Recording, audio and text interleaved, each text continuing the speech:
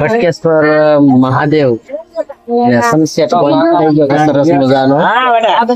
એટલી ભીડ છે તહેવારના કારણે, પણ આમ મજાનો માહોલ છે, આનંદનો માહોલ છે. પણ આનંદનો માહોલ તો જ આનંદ મજા આવે કે શરીર સાફ છે અને બહુ જ થાકી ગઈ છે. ખૂબ દુખે છે, ઊભું થવાનું મેં એવો નથી.